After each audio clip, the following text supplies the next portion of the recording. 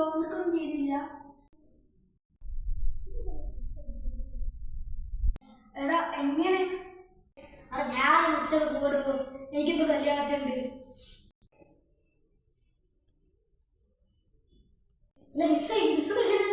ഇത് ഇംഗ്ലീഷ് ഹിന്ദി ഉച്ചശേഷം.